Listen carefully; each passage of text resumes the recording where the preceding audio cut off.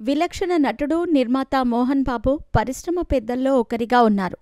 అంతర్గత కలహాలతో ఆయన కీర్తి మసకబారుతోంది.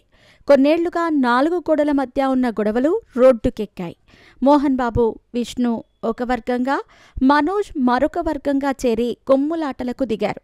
మోహన్ బాబు మనుషులు తనపై దాడి చేశారని మనోజ్ కేసు పెట్టాడు. మనోజ్ అతని భార్య మౌనిక నుండి తనకు ప్రాణహాని ఉందని మోహన్ బాబు ఇంకో కేసు పెట్టారు. జల్పల్లి ఫామ్ హౌస్ వేదికగా యుద్ధ వాతావరణం చోటు చేసుకుంది. మోహన్ బాబు తుపాకీతో హల్చల్ చేశారు. పోలీసు అధికారులు పిలిచి ఇరు వర్గాలకు వార్నింగ్ ఇవ్వాల్సిన పరిస్థితి వచ్చింది. గొడవలు ఇంకా సద్దుమణగలేదు. ప్రత్యక్షంగా, పరోక్షంగా మాటల దాడికి పాల్పడుతూనే ఉన్నారు. మోహన్ బాబు కుటుంబంలో ఏర్పడిన ఈ సంక్షోభం కొందరు ఇండస్ట్రీ ప్రముఖులను బాధిస్తోంది. సీనియర్ దర్శక నిర్మాత తమ్మారెడ్డి భరద్వాజ్ స్పందించారు. మోహన్ బాబు కుటుంబంలో నెలకొన్న కలహాలు బాధిస్తున్నాయి.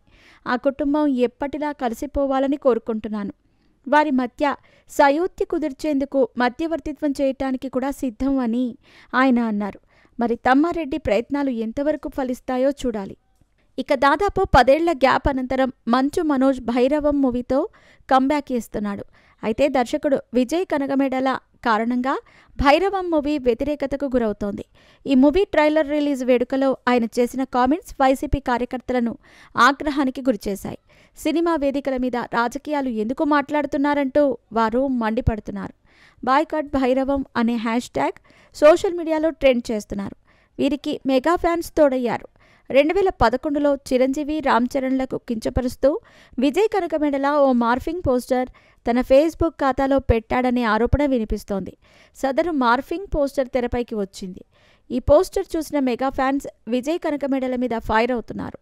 వారు తీవ్రంగా ప్రతిఘటించిన నేపథ్యంలో విజయ్ కనకమెడల వివరణ ఇచ్చే ప్రయత్నం చేశాడు. నేను మెగా ఫ్యాన్స్లో ఒకడిని. ఆ పోస్ట్ నేను పెట్టలేదు. నా అకౌంట్ హ్యాక్ అయ్యిందంటూ ఒక నోటు విడుదల చేశాడు. 2011 నాటికి నువ్వెవరో కూడా తెలియదు. నీ అకౌంట్ హ్యాక్ కావటం ఏంటంటూ మెగా ఫ్యాన్స్ ఎదురు ప్రశ్నిస్తున్నారు. వారు సంతృప్తి చెందిన దాఖలాలు లేవు. భైరవం ప్రీ రిలీజ్ వేడుకలో మంచు మనోజ్ మెగా ఫ్యాన్స్కి క్షమాపణలు చెప్పాడు.